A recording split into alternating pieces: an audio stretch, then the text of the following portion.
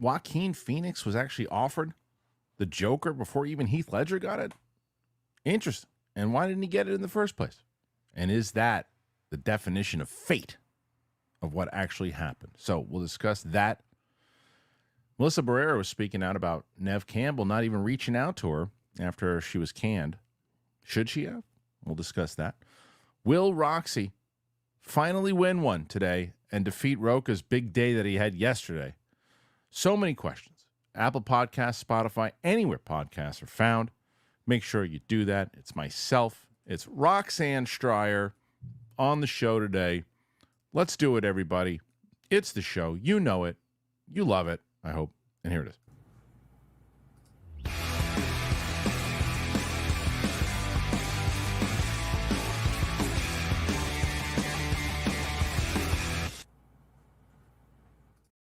Welcome back to the show, everybody. It is Tuesday, and joining me on Tuesday, as she does every Tuesday, Roxy Stryer. Hello, Rox. Hi, normal Tuesday. Nothing to be pissed about today. What'd you do? What happened? Did something happen? Everything. Oh, okay. Well, everything. Well, you should. You haven't heard you didn't watch you don't stalk my social media. You don't know that since Thursday, 6 p.m., there is a smoke detector that's going off in my place every minute on the minute. No, I know. Do you understand that how it's, well, and I will say, I give you major props because as we saw, and it kind of, the inception was on this show where we talked about Roxy kind of helping out with some social media stuff, and she is helping out. Our Clips channel is doing decent with the interviews that we have, and I was like, I just can't get to it, and I said to Roxy, is this something you'd be interested in, because she's so damn good at it? And she did. She went through my Matthew Lillard stuff, she went through the Billy Magnuson stuff, and she's gonna be doing a couple of those. So it's so I'm so excited. I'm so happy to have you to do it because I respect your opinion so much on that stuff and the titles and you know, I'm working on it. So that is I'm pretty excited for people to see that channel. It just feels like the good old days. It does, for sure. Did you see? And then I'm going to send you the. I know that. Why are you trying to keep me from Billy? Why didn't you have me on that interview? Because I don't think you were available, actually. Why are you trying to keep me from him? I know. You had a crush on Billy, huh? Future Bay, and you're trying to keep me from him. I'm sorry. Billy's pretty great.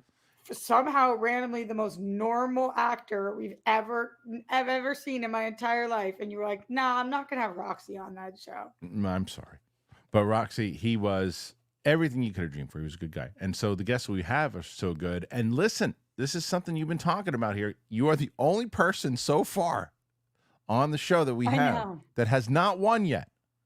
I know. Now, Brett won last week, or almost won last week with I don't know if Brett's won, actually. So I don't think almost winning is not winning. Yeah, I don't think Brett's won. Both only counts in horseshoes and hand grenades. No, I said that because Steph and Brett hit over 100, but when it's because I'm telling you, the later in the week, it just has such an advantage. Like, because you set benchmarks, and that's what happens. Like when you tell people we want to get over this, we want to get over this. Winston and Coy are going to have a monopoly on this, like. Pretty much. I don't know. Look at Roka. Roka had 111 yesterday.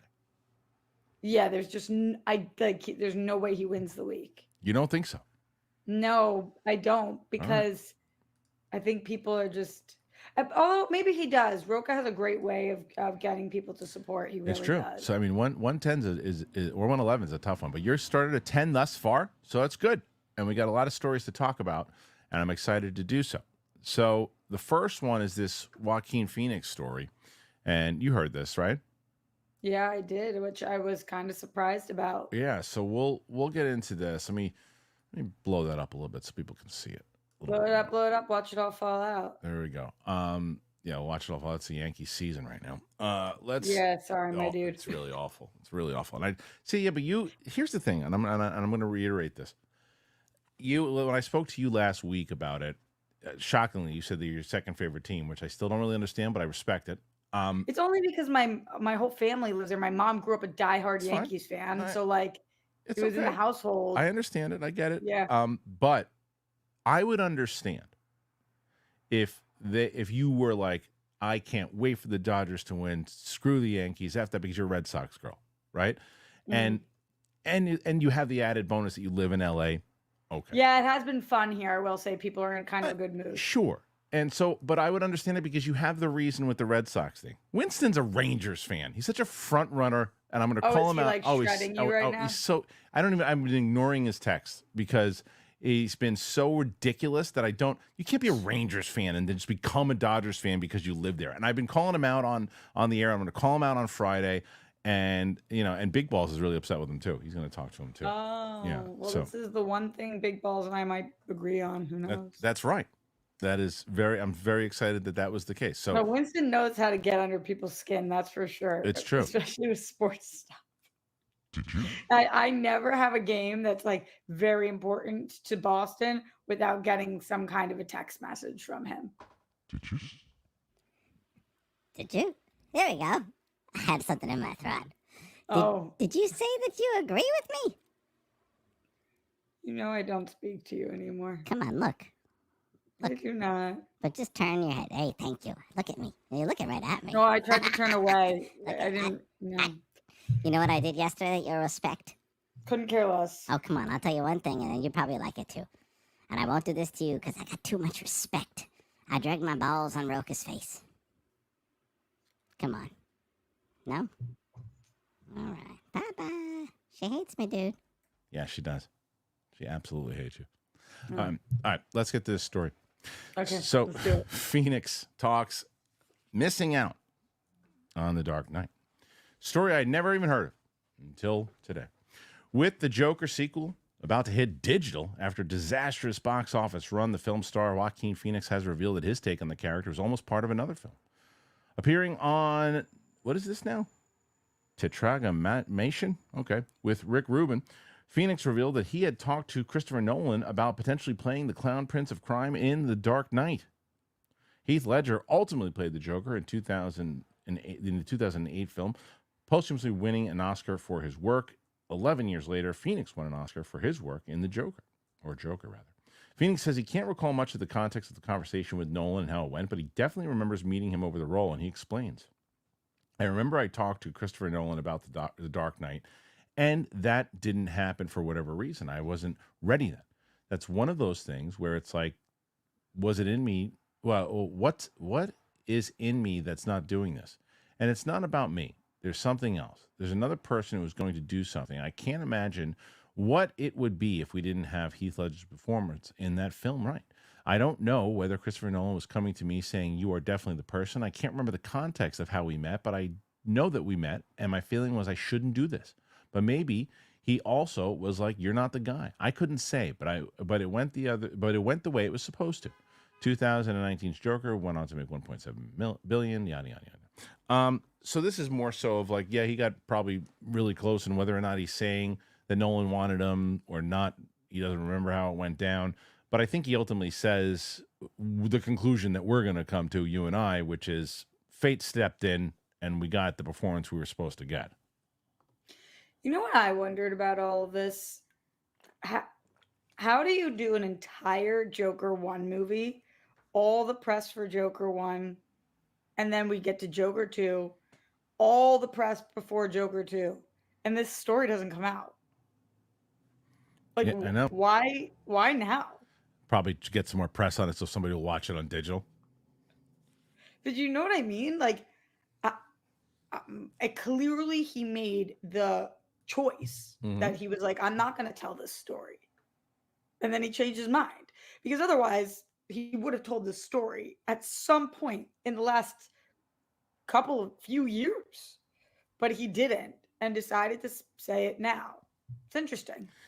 Yeah, it's probably coordinated also. He probably figured, or enough time has passed that he figured he could say it. And it's interesting also because, but a year ago, enough time hadn't passed when he was. No, I mean, this month he was being pressed for the movie. So, I'm not saying it doesn't make any sense. It's just the movie's not doing well, and I think that it's a fascinating time to kind of be like, I was always supposed to be the Joker. The movie's not doing well because he wasn't great. He's amazing. Everybody knows that. He's so talented. Right. So I don't know. It's just, I kind of was like, huh, that's wild story. You know, it is interesting though, because you remember how good he was in Joker and the reason when he won the Oscar and how people thought he was just fantastic and one of the best performances of the role since Heath Ledger, and some people even had Heath 1, Joaquin 2, even over Jack, right?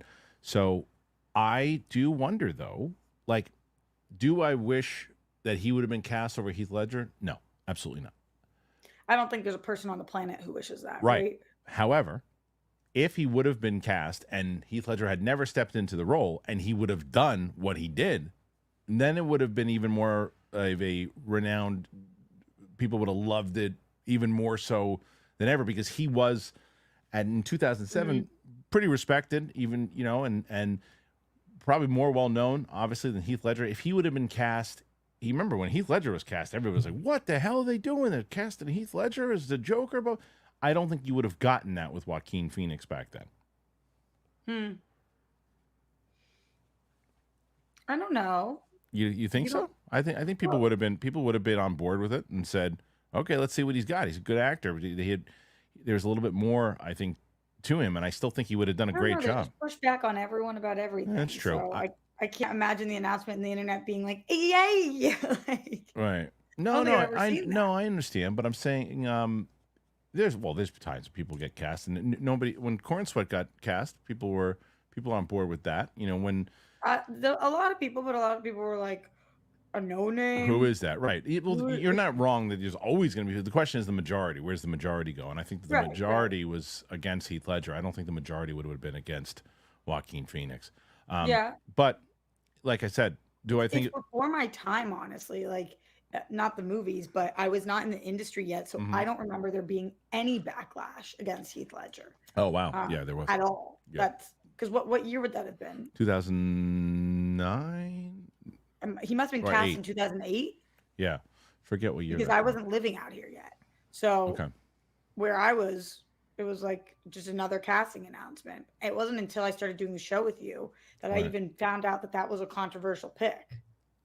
Interesting, yeah, because it was that's I guess that furthers our point how we always talk about how the mainstream audience doesn't really pay attention to a lot of this stuff and know, like you talk about with your grandparents, so they don't know who's directing what or who's doing what, and sometimes maybe they go, oh, I know who that is now, and it was your grandmother who just realized who your dad who just knew who Quentin Tarantino was. Right. Who thinks that this is a man with potential. Right.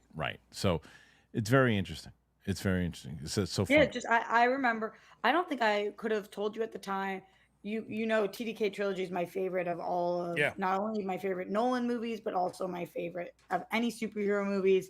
And it was from the second that I saw The Dark Knight, I was like, that's my favorite comic book movie. But I don't even know if I could have told you Heath Ledger's name at the time. I don't remember even knowing that he was cast. Just going and seeing it, probably afterwards looking up like, who was that? Did you never see Brokeback Mountain? No, I did, but I don't think that I like clocked actors like that. That's fair. And then 10 Things I Hate About You is the other one. I Knight's Tale. loved that movie. Knight's I Tale. probably was like, oh, that's the dude from. Okay, it was one of those things. I don't know that Heath Totally. Ledger was even a household name for me at that point. Well, either way, it doesn't look like Joaquin Phoenix will wind up playing Joker ever again. At least I don't think so. You never know. Never say never, because that after the first movie we didn't think that, but Well, the first movie made $1 billion. This one, this is less. this is less likely. For sure. Another story that I wanted to talk about today was and it seems like there's more and more. I know that you heard about that Margot Robbie thing. Did you hear about this with Netflix? No.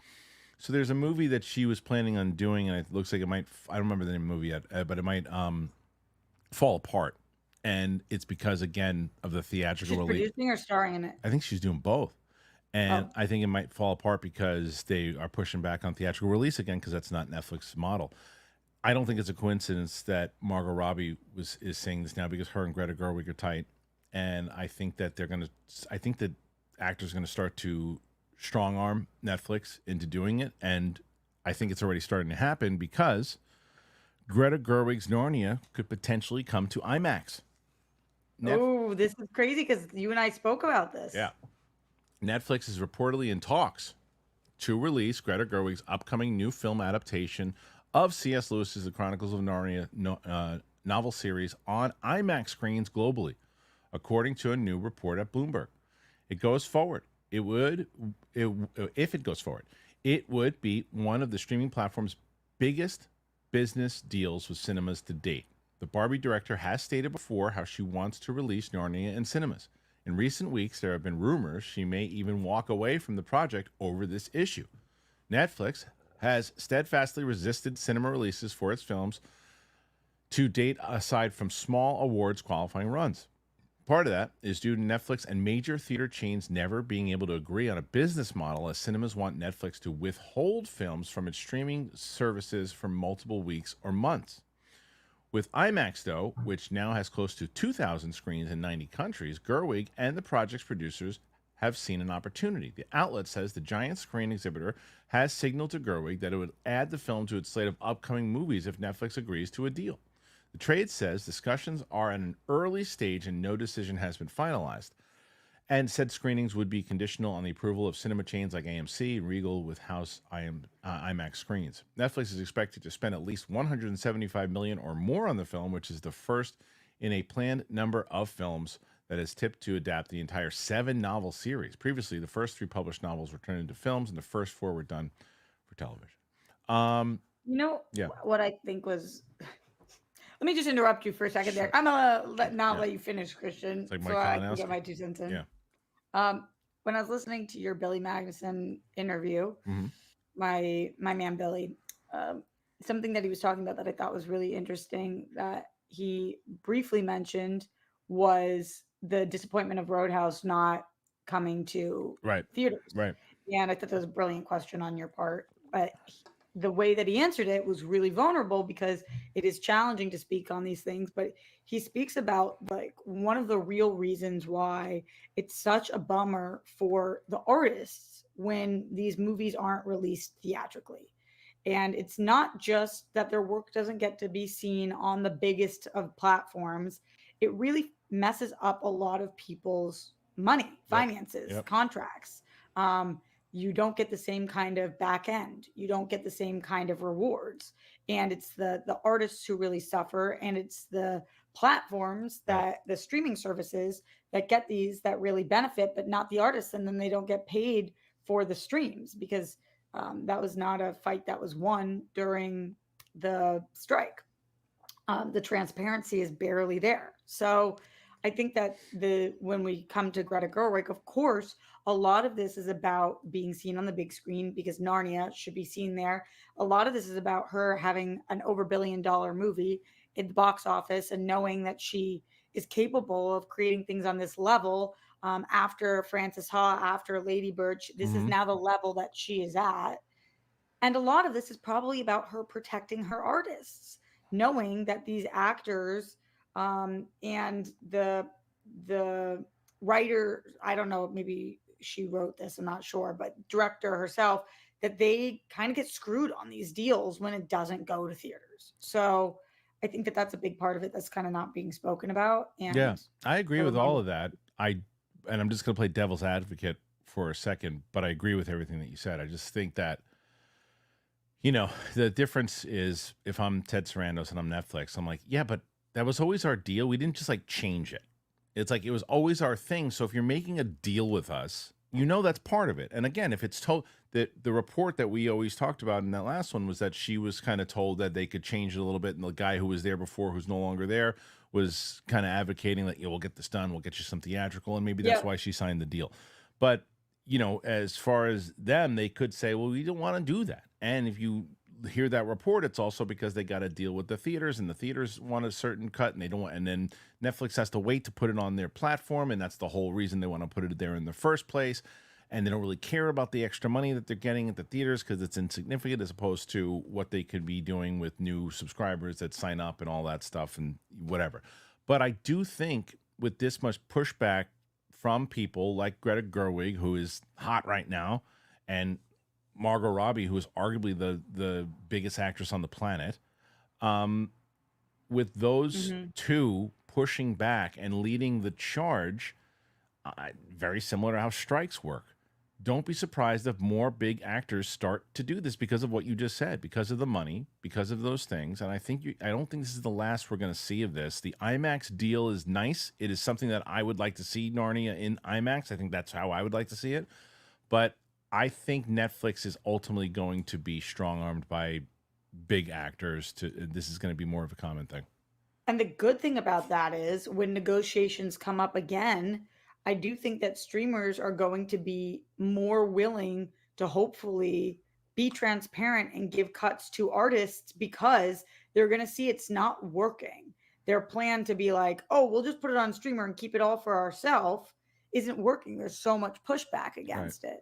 So maybe they're going to be more willing in a few years to say, you know what, here's actually how we're going to do it when it's released on streaming services. Here's what back end points look like here. Here are the benchmarks that we need to get to in order for people to be receiving X amount of money. Because you're right, Greta Gerwig does have power right now in Hollywood.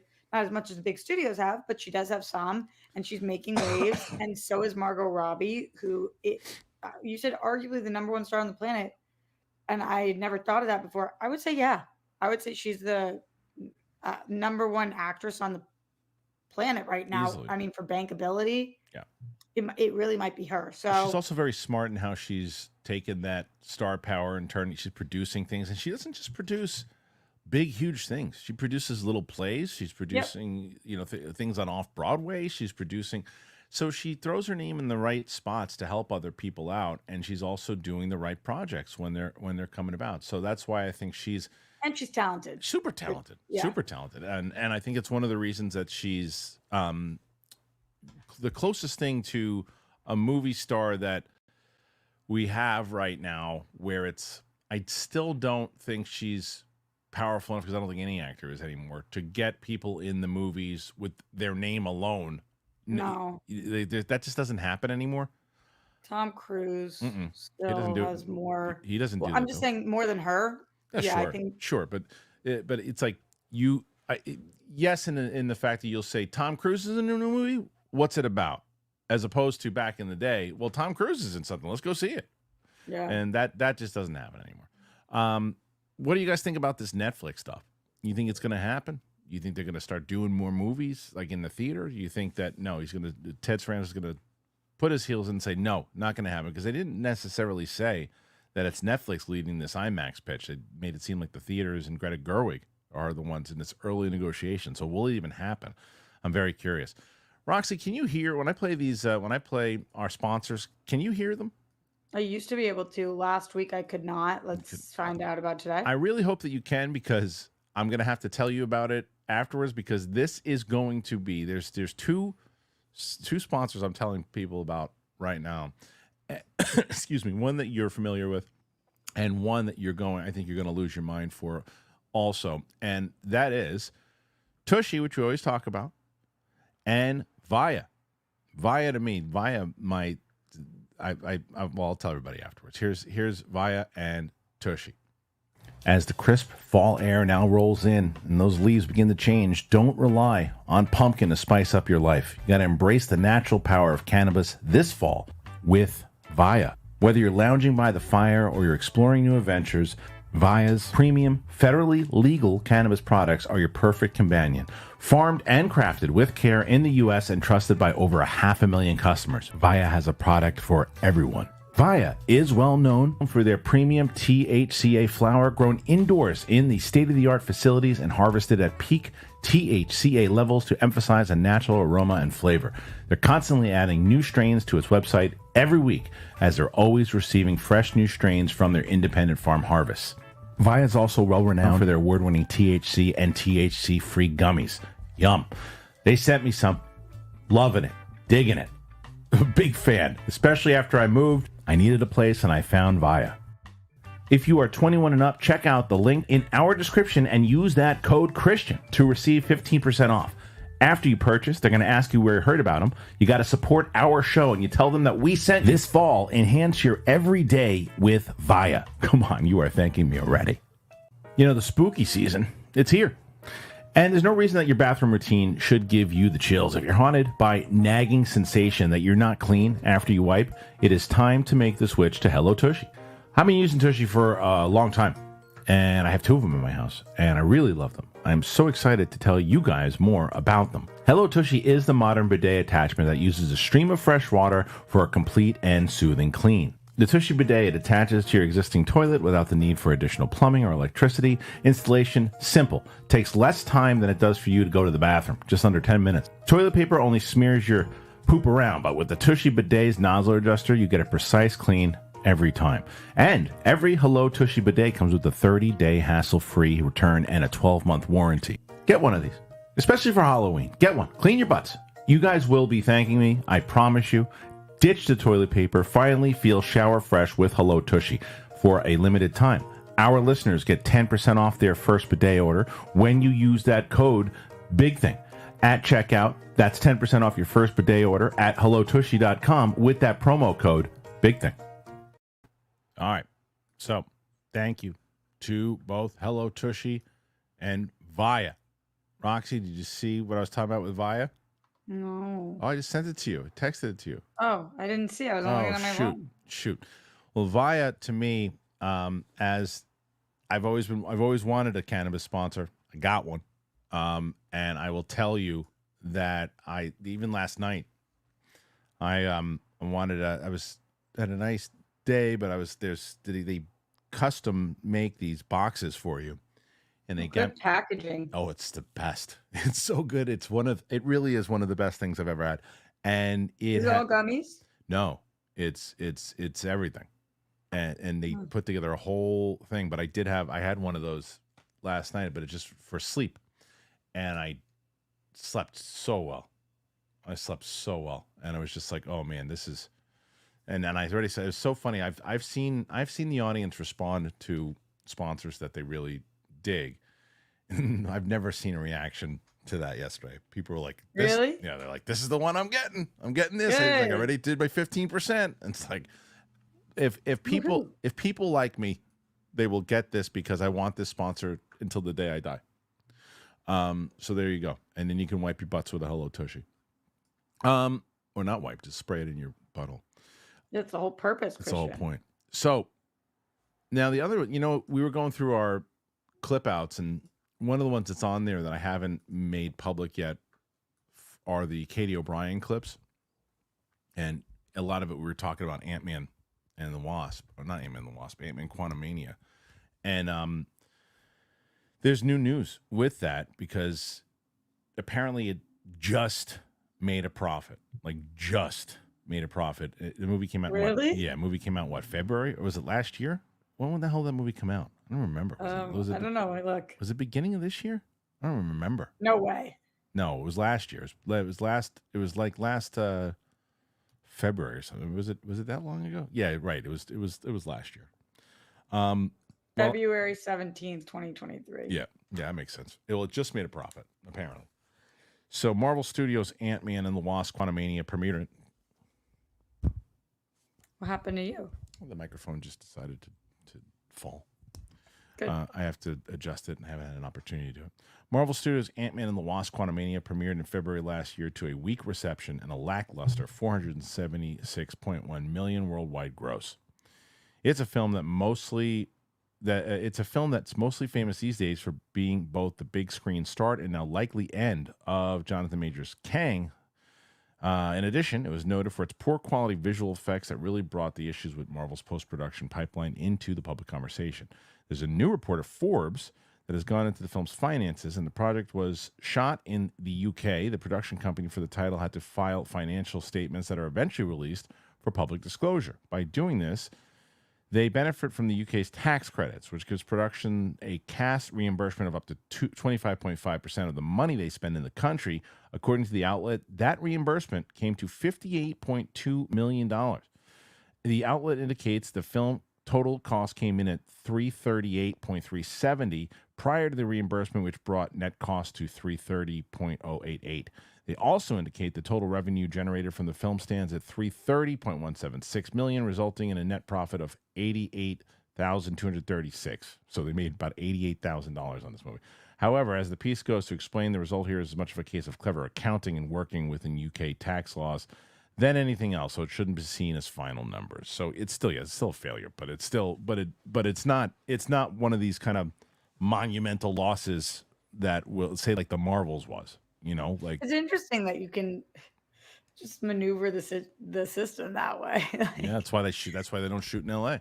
Yeah, for sure. I mean, I am learning all about different tax credits and things that you get for shooting in different locations as I'm getting more onto the production side of filmmaking.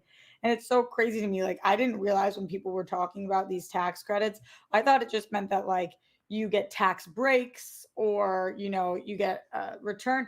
Like, straight up, certain states will be like, yeah, here's $300,000 to shoot here. It's like, Right. oh my God, what? Like, why would you shoot in LA? LA is such a nightmare to shoot in.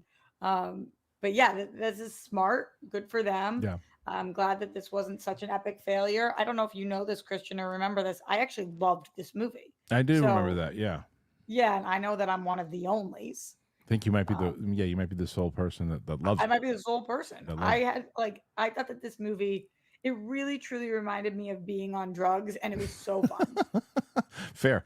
I didn't hate it like everybody else did, but I remember coming out of the theater going, "Oh, there's gonna be a lot of people that don't like this one. There's gonna be a lot." Yeah, of for people." sure. I It's, just it's was really like, weird. whoa, Yeah, it's really weird. okay, baby. And I don't think I'll ever watch it again. In the same way that I think you, but I respect how you watch movies though too. You go in and you watch them. You just kind of have a different. I just want to be entertained type of thing. You don't really True. pick them because Fun or not fun? right. And so where I think the last Venom movie is something I never need to watch ever again. But I watched your thing and you had a fun time with it. Yeah, I really did. I thought that movie was such a blast. I really give a lot of leeway to movies that are short. Yeah, right. There's 100%. Yes. nothing worse Yeah. than a movie that's not that good and is Mhm. 2.5 hours. Like, then go F yourself. But like, this movie was a 90-minute movie, so so much more leeway. Thank you for not overstaying your welcome. Yeah, it's 1:30, and you know it's funny you say that because although the Venom movies are just not my thing, I do think, and I had this kind of disagreement with Roke yesterday. I think you could make an argument that the third is the best out of the three of them, but it's still not just it's not a great movie. But that hour and 30, I remember going in there. I was out, and I was like, well, they didn't put me even people who don't really love this franchise. They didn't put me through anything and made me sit there for Right. 2 hours and 20 minutes going, oh my God, how much more do I have to take of this? It's like 1:30, like you said, you're in, you're out. Yeah, DJ asked me, DJ Wooldridge, he was like, why is this any better for you than Madam Web? And I was like, it just is so much better. It's for me it's than more Madam it's Web. a it's a way more fun movie than Madam Web. He was like, I think they're equally as bad. And I was like, Mm. I just feel like Madam Web, I don't know actually what the runtime was on that, but I just remember Too long feeling is the runtime. Too long. please end. God damn it. Yeah, right. Yeah, because it wasn't fun. It wasn't a fun movie in the way that I think that there were some legit funny moments. Yeah. I find Venom funny. I find Yeah, him me I too. find him funny. He makes me laugh. I don't know if that's really where the Todd McFarlane and everybody who came up with him wanted him to go, but I do think this iteration that's what they're going yes, for. Though. Like, I don't 100%. find us laughing at Venom in this movie. I think we're laughing with the movie. Yeah. Like, I think that they knew what they were doing. It's you get me every time with that stupid. We're Venom. It's so stupid, but it gets me every It's time. so stupid. But it's so stupid. But there's some funny stuff. The best stuff that they have is Eddie Brock and Venom stuff. The stories you can't argue with me though. Do you think Juno Temple, who we loved you love The Offer, right? Yeah, I loved The Right. Offer, but obviously I loved Ted Lasso. I Yeah. loved Fargo. Right. I loved Juno and everything. Right. Completely underused. Anybody could have done that role. I mean, did you see what happened with Michelle Williams, Oscar winner? That's what I'm saying. They completely underused it. And then I can't remember who I was talking Juno to. had my least favorite line in the entire movie, Christian. Of the third one? And it was unfortunately her first scene. Mm. The cockroach thing. I was like, I don't even remember. See, I don't even remember. I just saw it last week. She gets to, this isn't a spoiler because it comes early. It ends up being relevant later, but she's like pulling into the facility and he's like, oh yeah, it's for demolition. She's like, the only thing that would survive would be the cockroaches. Did you know that cockroaches you're have right. survived 2.3 million years? Right. I was Right. like, Yeah, oh. I felt that was you could have that movie only cost 120 million. You could have cut both her and Chiwetel Ejiofor, who are tremendous actors, but they're just completely wasted. You could have used that budget on unknowns to do those roles. It hasn't come out yet, Christian, but that same day, 2 hours before, for the first time in my life, I watched Children of Men. Oh, it's a great movie. I thought it was the most amazing movie ever. It's a Like great truly movie. one of the best movies ever. It's a great movie. So I was like in a I was in a Chiwetel phase Yeah, because yeah, yeah. he's Sure, a big sure. part of that movie, Sure. and I was like, ooh, and then I saw him in this, and I was like, oh yeah, that's my guy, and then I was like, oh no. Yeah, you even forget he's in it. And it's in the same way you He's mentioned not Michelle in it. Williams. There's no world where I should forget that Michelle Williams is in a movie. And we were talking about the other day, it's like, oh yeah, she's in that. Like, Yeah, no, it is crazy. Yeah, it is crazy. I don't know if I would say Juno Temple was underutilized as much as really? like it could have been anybody because like utilizing her more means longer movie, more I'm of a saying giving her role. more to do. Like it's Juno Temple. Give her more to do. Yeah, She's but such the a way that generic the movie role. ends, don't you feel like they are trying to set something up for her, which is Yeah, I why she know, was in this? but that's always like, but you got to give me something during the actual movie. Like there's nothing to her. Like the How backstory with her about brother. where is Michelle Williams? Right. That she came to her senses and said, I'm not doing this. But just like we're not That's going it. to address that. No, and it's they don't need to.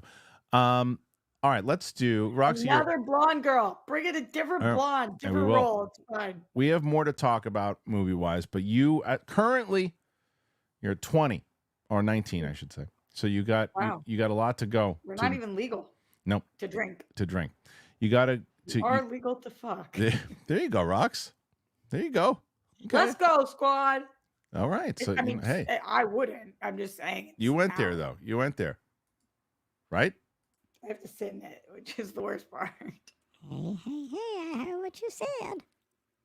Hey, hey, hey. At least I'll never be as bad as Big Balls. Hey, can you forgive me? Can we be friends? Please. Pretty please. All right, try this. Roxanne, you don't have to put on a red light. I'll give you massages. Just stop it. You just leave her alone, please. She does not like you. Stupid. All right. We have other things. Oh, welcome back. Thank you. Jumanji. Well, they're doing a third one. And it's set for December of 2026. A third Jumanji of the current era and fourth overall is in the works at Sony Pictures with a December 11, 2026 release on regular and IMAX screens announced today. Dwayne Johnson, Kevin Hart, Jack Black, Karen Gillan are expected to reprise their roles from previous two films, and director Jake Kasdan is also expected back. Whether supporting cast members like Nick Jonas, Awkwafina, Alex Wolff, or Reese Darby will return, unclear. Welcome to the Jungle arrived in 2017, which is a new take on Chris Van Allsburg's 1981 book, which was previously adapted into the 95 film starring Robin Williams. Well received by audiences and end up surpassing $950 million. I did not realize that. At the global box office. It followed a group of teenage friends getting trapped inside a video game as a collection of adult avatars. A sequel, The Next Level, was quickly greenlit and released in 2019 and grossed over $800 million. Wow. Those involved have been keen to do a third one, but it's mostly been an issue of scheduling. Johnson has previously teased this could likely serve as the final one in the series. What a quiet, massive two movies. Like, I did not have a clue that movie almost made $1 billion. I mean, literally $50 million away from $1 billion, which is crazy. Surprised I didn't keep it in the theaters a little longer to try to get even closer. Maybe they did. Release for a hot sec. Yeah, maybe they did. But $950 million for that movie and $800 million for the sequel. That, if you would have asked me my prediction before I read that article, I would have told you that the first one made like between 600 and 700, and the second one made about 5. I'm so right there with you, Right? Christian. I would have thought those exact numbers is what I was thinking in my head. That I can't say it's shocking because I totally get why, but it is a little surprising that they did that well. I really like these movies. I have so much fun with them. Yeah. I guess we said the first one of these, because I guess it's the third. It already is the third movie in the timeline because they include the Robin Williams one as canon. So the first one the 2017 one was a big surprise. I remember watching that movie in the theater going, all right, what are they doing here? And I laughed so much in that movie, but I was also entertained by it. And the second one was fine. It was okay. It wasn't terrible. So I think it makes all the sense in the world. I would have told you it made all the sense in the world before I knew those numbers. And they both came out in December, I believe. And I didn't realize that Jumanji, the second one that they did was 2019. I would have told you it was pandemic, but it wasn't. It was right before the pandemic. So Oh, that is wild too. you want to know what's even crazier is that 2020 was almost 5 years ago, which was Yes. nuts. That was such a blur from like the two and a half, 3 years. Hey, did Crazy. you just see? Wait, no, come back to me. Come back do you to mean? me. I gotta put the story together. What happened? You all right? I'm melting. I'm melting. Yeah, no. What right. is? I'm. Go. What? All right. You think about it. But I think that's it for everything we got there. Now we're gonna do TV, and then we'll get into the questions. So Roxy's You can't. What? Because how are you gonna when I'm doing it? What the hell are you talking about? You're gonna Are you having a mental breakdown? I know. Okay, now I know. Okay. Let me tell you. I don't know what just happened in your brain, but I'm glad I'm not in it. Well, I can't tell you what happened, but I can tell you what I was trying to say. Oh. You imagine 2020. Did you see Beth May post her Halloween costume in 2020 when she was the human centipede? No, but I think I remember it was hilarious, right? She's very funny. She literally has everybody, all these dolls in her butt. Oh, that's really funny. She's very funny. She's a very, very funny woman. She's a funny person. And yeah, she was great. Okay, you want to know what happened? Yeah. So this is what happened. So you know when you just like are not sleeping and unwell, and then I was trying to think of like all I could see was her handle, and so I was like, "Hey May, hey May," and I was like, "Oh, you couldn't get to her name."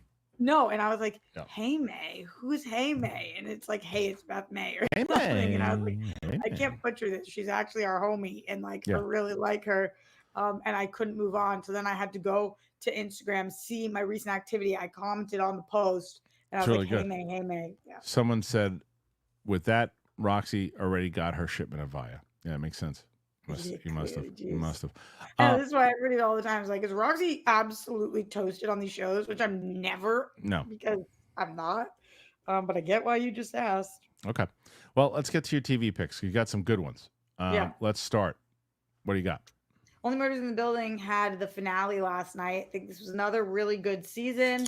I like who they picked as the murderer. I actually called it when we met that person, but I think they did a good job here. I'm keeping it spoiler free because I know this came on late last night.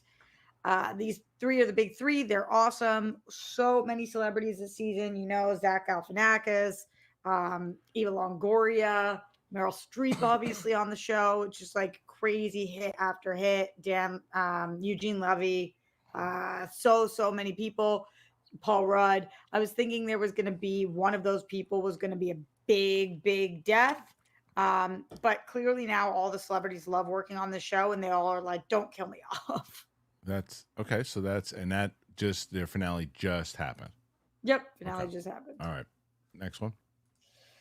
So, obviously, with the recommendation of Gascon that the case be relooked at or resentenced, I've been really diving into the Menendez brothers. I watched the Ryan Murphy Netflix series and then thought it was better to watch the Netflix doc about this because it actually has Eric and Lyle interviewed and speaking. But they did a really great job with this doc. I think that if you actually want to know from the like more legitimate perspective as opposed to Ryan Murphy's show, which had a lot of truth to it. And from the doc, there's a lot of crossover, but also was a Ryan Murphy TV show that really is for entertainment. If you actually want to know why they are being resentenced possibly, or that's the recommendation to the judge, then I would watch this doc. And honestly, not that you asked my opinion, and we don't get too political on this show, but I think it's absolutely justified that they're being resentenced, and I want to see these two out of prison. And I think 35 years is definitely long enough. Oh, you want to see them out of prison? Yeah, I really do. Okay. I really do. Okay. I think that they're nonviolent, I don't think that they're a threat to society, and I think that 35 years is so long. Is that how long it's been? Who are 19 and 21. 35 years. They've been in jail for 35 years. 35 years. Wow, I didn't realize it was that long. Because they were sentenced to life without parole. Wow. but like with the abuse that Yeah. none of us were there, none of us know, but that all of their family attested to, Mhm. like it seems like these two boys were so badly, horribly tortured that now they're in their 50s. Yeah. Let's let them live their life. I just don't think that. Interesting. Yeah, Okay. that's my personal thoughts that's on fair. it, but I thought the doc did a really good job. All right, so that's on Netflix right now. Next one. The Penguin, so good. It really is. Man, you gotta like. I can't wait to watch your interview with this guy, Kristian, because he is just so good and He's a holding great his kid own with too. some heavy hitters. He's a really nice dude. You're gonna love him. But in this episode, I just thought, whew, so good. He was Yeah. so good. Mm-hmm. Yeah, man, the way that like the confrontation between Kristen Milioti and I don't know the actress's name, but The mom. no, the sex worker. Oh yeah, she's great. That scene, She was great. I was scene. watching the after Great scene. about it, and it's like one of the longest scenes, but it felt short because of the movement and the way that their energy was so good. They were so locked into each other. So good. Yeah. It was. Yeah. Yeah. And I love when you get two characters that haven't been on screen together and finally they're meeting and it's like everything that you kind of thought it would be Mm-hmm. and where they're coming from. So yeah, I just thought this week was another excellent week. It's a great one. Okay, next one after that. It seems like, and I'm curious how your wife is feeling and how you're feeling about this, Kristian, but it seems like people are really in on Agatha now. Like the last couple of weeks, people have been really enjoying. Ratings have gone up for it a little bit too. Cool. I have not watched the last. I didn't see the last episode because then they're doing a 2-episode one drop on tomorrow. So I am behind one episode, I believe. Okay. Well, catch up. I will. Okay. Next one after that, Roxy, would be. So I actually finished this right before I watched your Billy interview, great. which was Great. perfect timing. Yeah. I'm caught up on this show. You told me I would love it. You're obviously right. The franchise is awesome. I haven't heard people talking about this the way that they should be. I think that growing up, I was just a diehard of Entourage. I like the way that Billy put it, though. This really is more about the crew and kind of gives flowers to you see the madness that goes on. Yep. I love this show because it reminds me of being on set, like legitimately. Yeah. The way that decisions are made and like, you know, as an audience member, when you're watching a movie and you see something and you're like, how the fuck did they let that happen?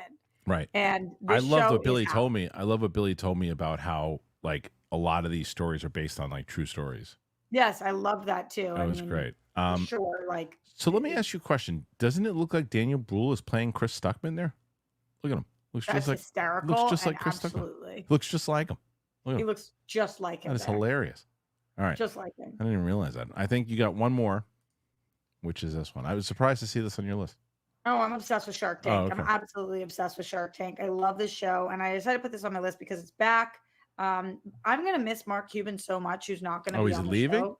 Yeah, and he just I can't lie to you. I know I have my whole thing about like Older dudes. can you be a good person if you're a billionaire, but he is so great on the show. He's so great on the show. Lori's my favorite though, but I love it. I learned so much.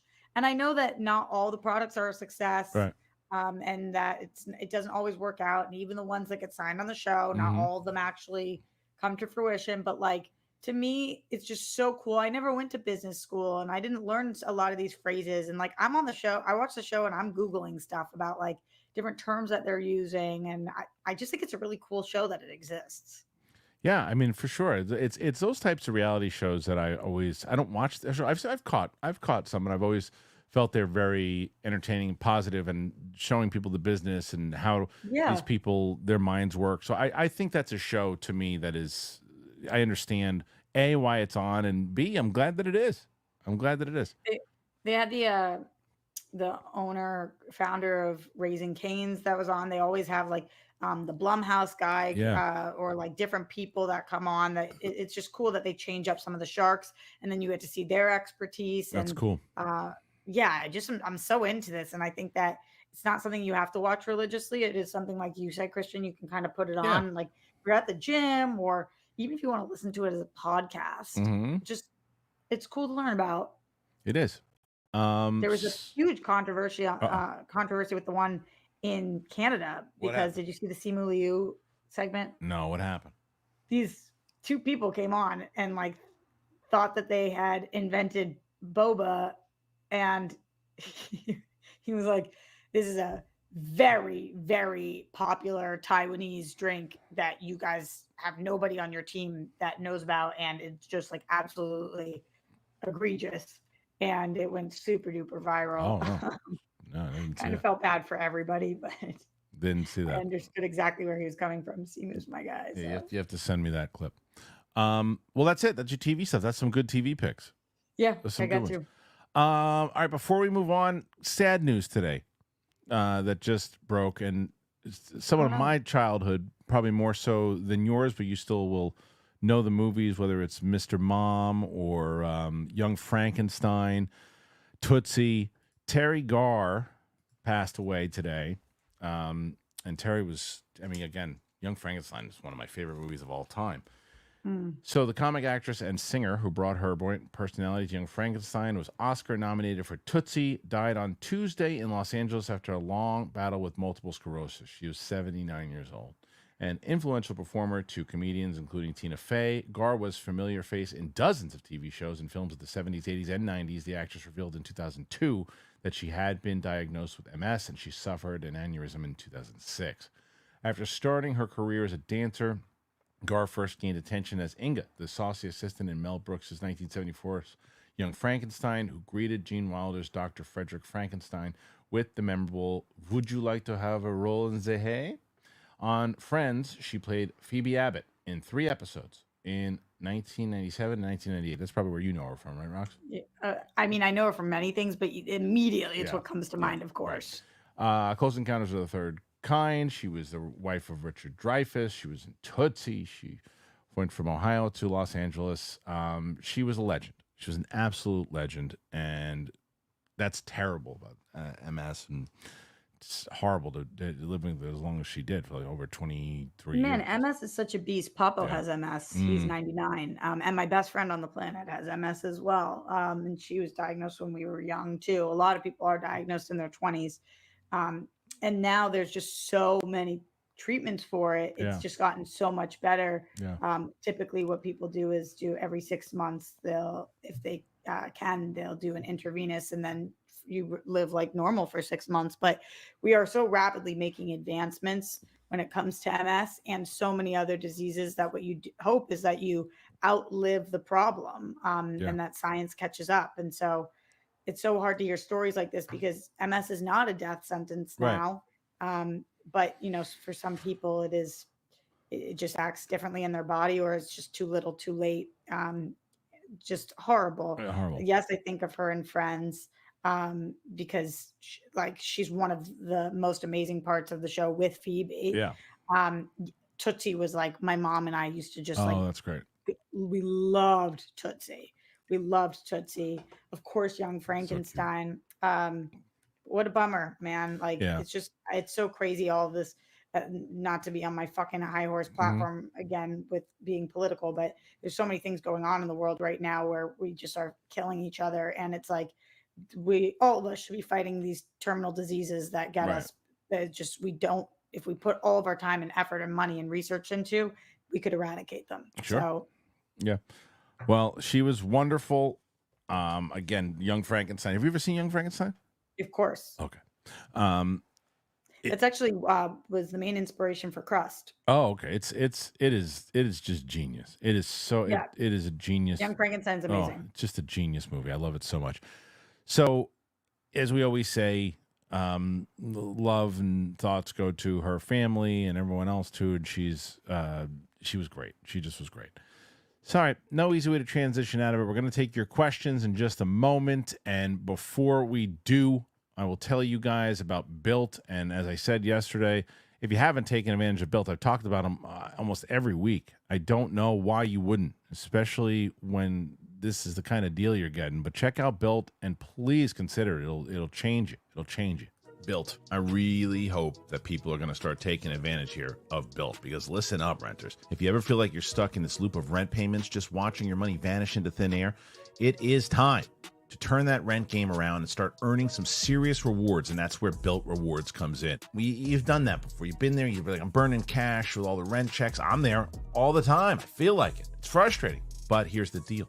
BILT Rewards has figured out a way to make rent more rewarding. You say goodbye to the money bonfire and hello to a renter's revolution with BILT. BILT is breaking ground as a neighborhood rewards program that hooks you up with points on your rent. Every month, you pay your rent and you watch the BILT points roll in. You can use your points to book fitness studio classes, redeem them towards a future rent payment. They are designed to meet your lifestyle.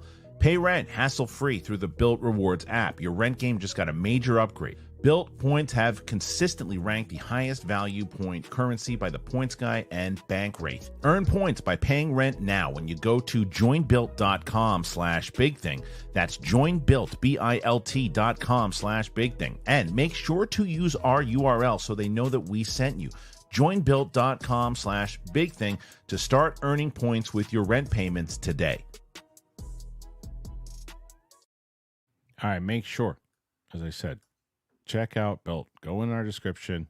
Go do it. You help the show out. You're going to help yourself out.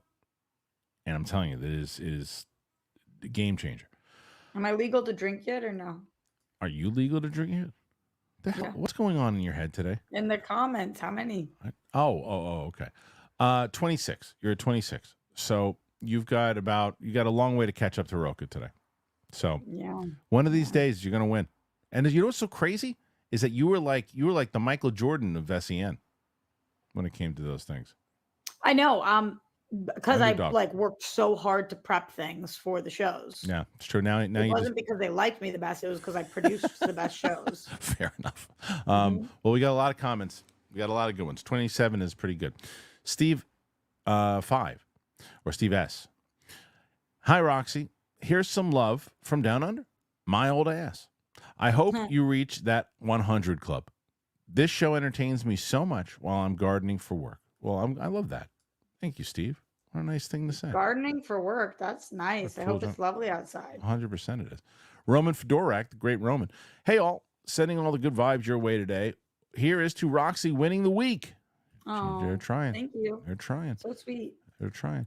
Roman follows it up with, man, it was a wild ride listening to yesterday's show. Whenever Roka said something about Thanos, I audibly said Jesus. Yeah, you got to go back and listen to that. And I don't know, maybe I can't imagine that you are, but I'll bring it up anyway. Roka said that he understands and he thinks Thanos was right. No, I actually went on a whole tirade about this week about how horrible it is that is what the takeaway from so many people is.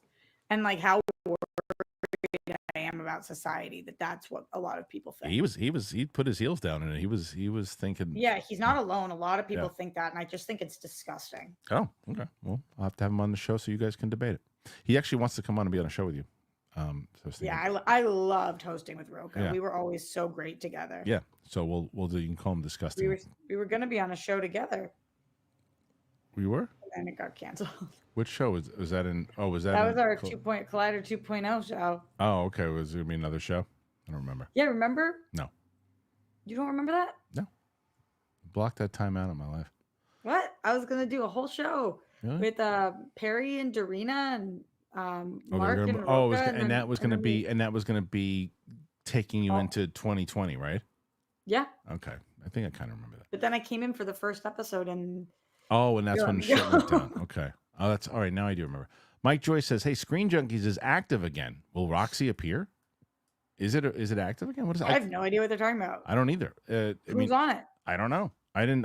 I always thought that Honest Trailers was still going on. It is, right? Yeah, it had been still going on. Maybe they mean SJU. Like shows? I don't know. I hadn't heard anything about it, so I don't know. Me neither. Roman. Who is it? The only people I know over there still is Fife. Is Joe not over there anymore? Joe is, but not on the Screen Junkie side, right? He does D&D stuff, I think. What about Lon? Is Lon still over there, or he's gone too? I think that he freelances for them. See, I have no idea. For writing, but I don't. I just completely abandoned that entire world when I left. Mike Joyce, thank you. Roman, random question. You were talking about Venom costing close to half the budget of Joker 2. Which one looked more expensive? I'm a little surprised Joker 2 costs more based off the clips I've seen. Joker 2 looks more expensive. Joker 2. Venom 3 definitely looked cheaper. Yes.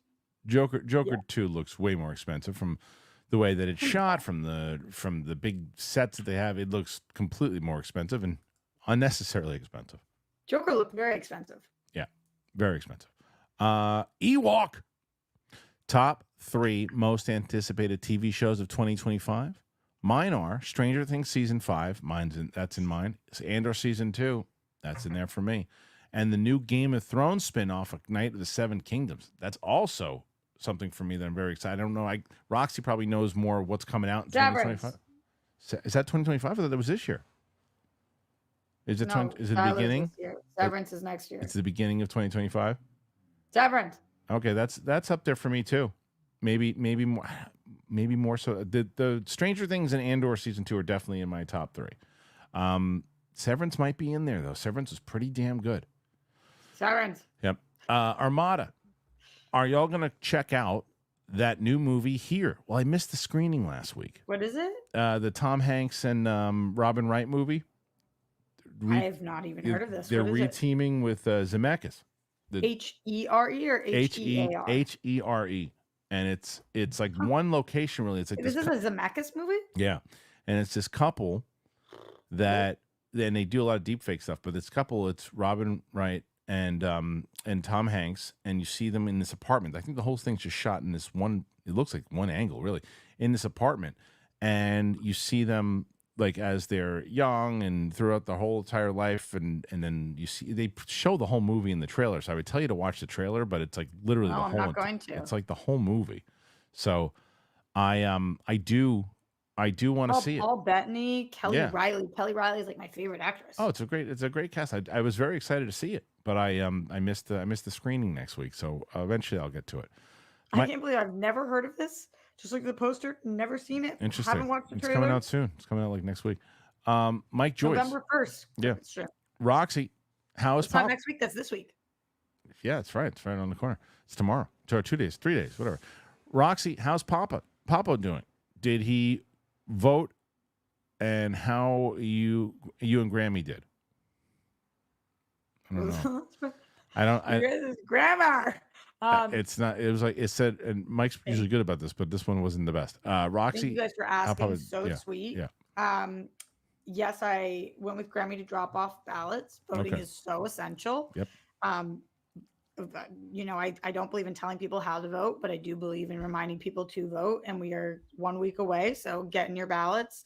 You don't want to be waiting in line day of for 4 hours like I once had to.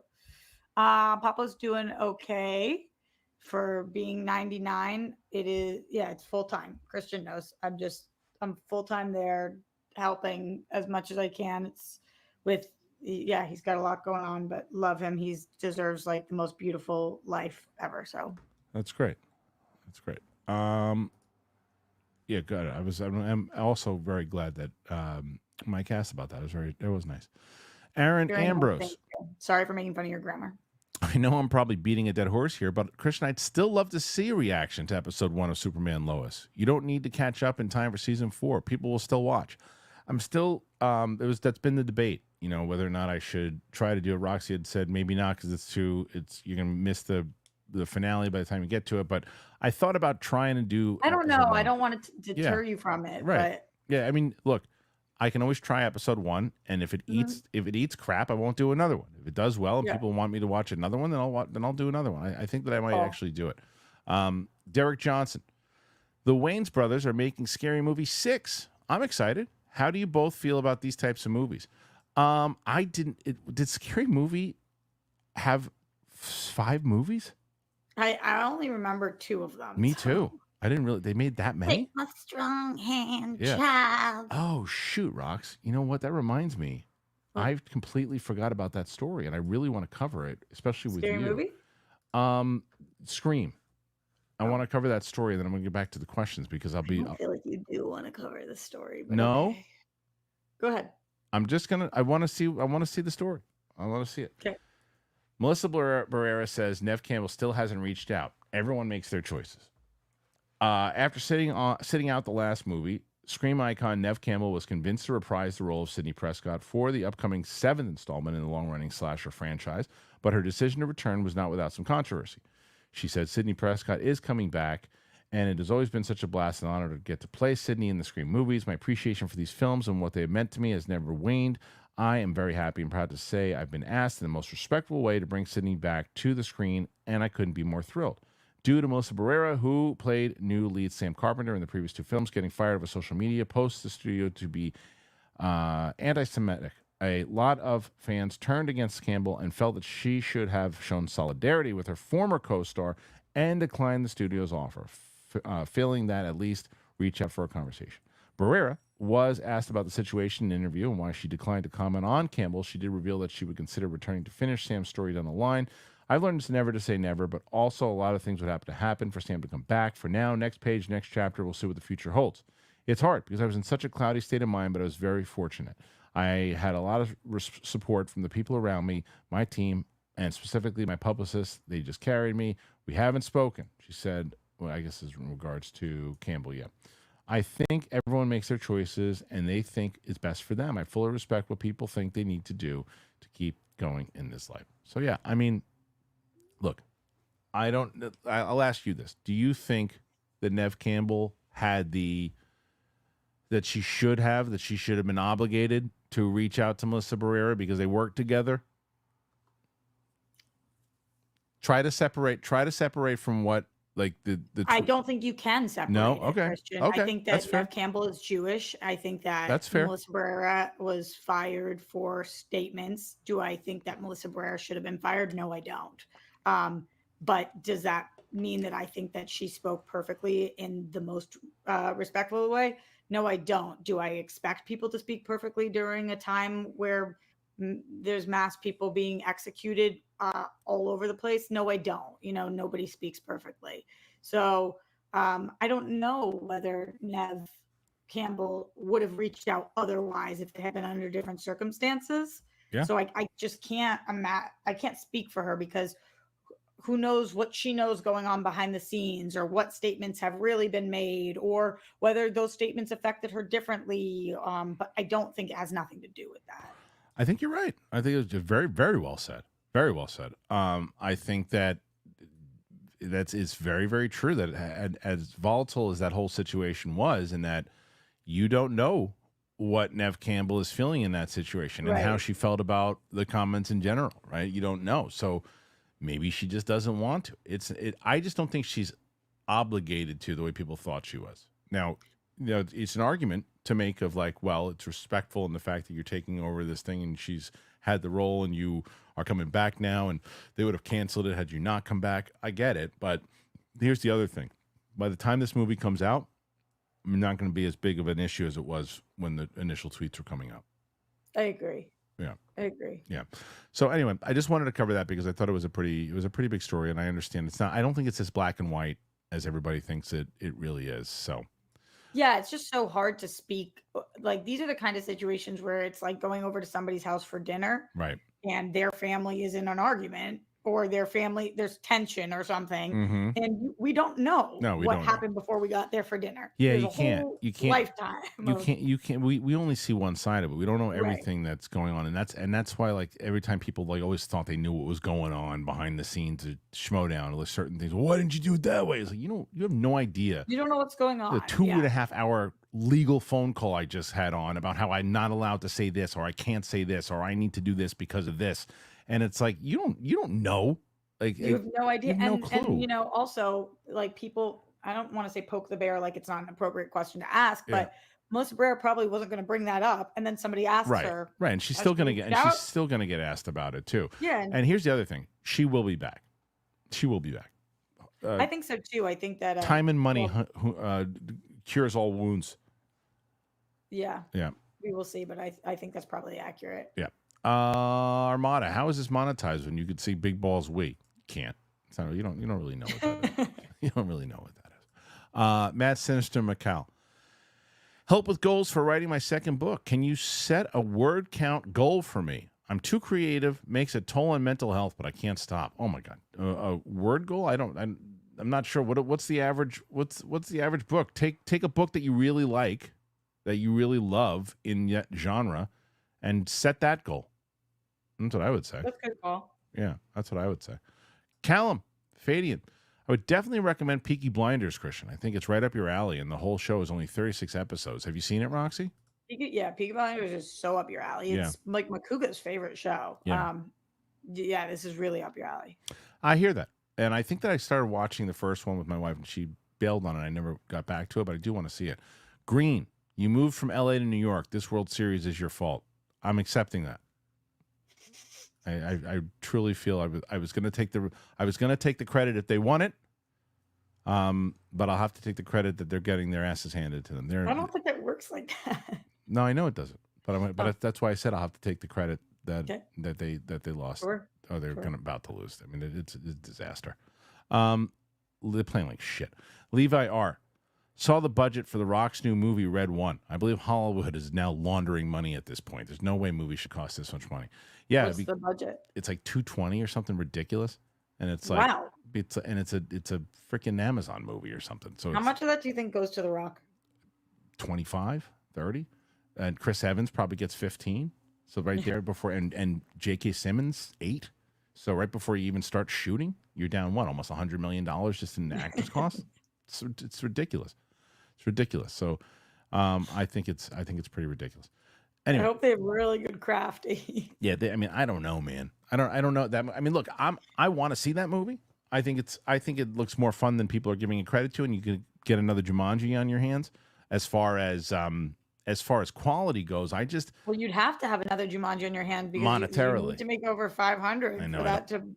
I don't think the excitement's behind it. And the difference between Jumanji and this is Jumanji had an IP name. Like it had a brand already. You know, like you knew. If you saw the word Jumanji and you had never heard it out loud, how do you think you'd pronounce it? Jumanji? Really? I think so. Yeah, it's spelled out the right way. How would you do it? I don't know. It's just Jumanji. Jumanji? Jumanji? Jumanji. I don't know. I mean, I would probably say Jumanji. Shelby Y. Roxy, the fire alarm. I hope they find it ASAP. What is happening now with the fire alarm? So there's a smoke detector. Every 3 years, if you're a renter, the city has to come out and check all of your smoke detectors. Yeah. When they left, a smoke detector in what I thought was my building was going off every minute on the minute. Beep. And then a minute later, beep. It is still happening. That started Thursday at 6 p.m. And it is not in my building. It is in the building next to me.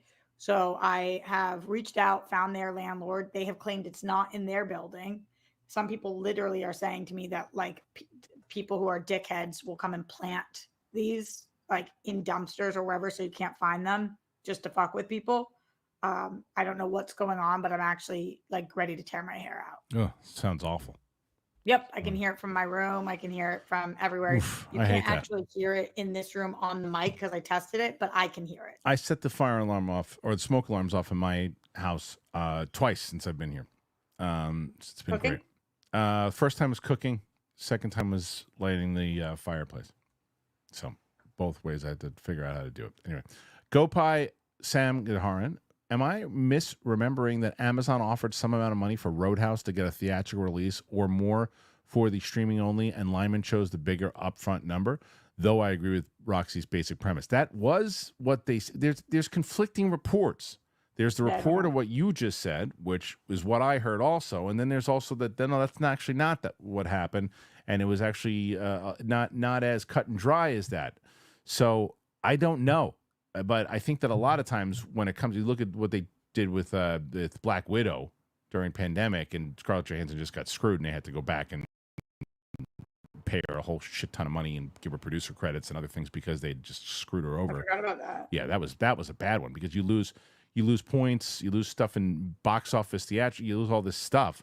But I don't know. The Roadhouse one is harder to really get to the bottom of. But even asking, like Billy's just an actor in the movie, so for him, he's like, okay, look, whatever it is, they said certain things were going to happen, and it didn't, because he's pretty adamant about it. He did not like the choice. I'm so curious what he was talking about with the offer thing. I know, me too. We'll get into that too. I can't wait for people to see. Well, the interview's up there. You can watch the interview, but if you want it, but the clip out, we're going to clip out all that stuff. Ryan S. We lost our beloved pet rabbit Lou yesterday. Oh man, poor Lou. That sucks. Sorry. We would listen to your show every day. Thank you for creating such great content. Kristian and Roxy. Oh man, well, rest in peace to Lou. And how old was Lou? How old was Yeah, I I'm don't curious. I don't How know. long do rabbits I don't live? I've know. never had a rabbit. I don't know. I'll tell you. I've never. I mean, living in LA. When was the last time you saw a rabbit? Every time I go home. Not in Boston. I'm talking in LA.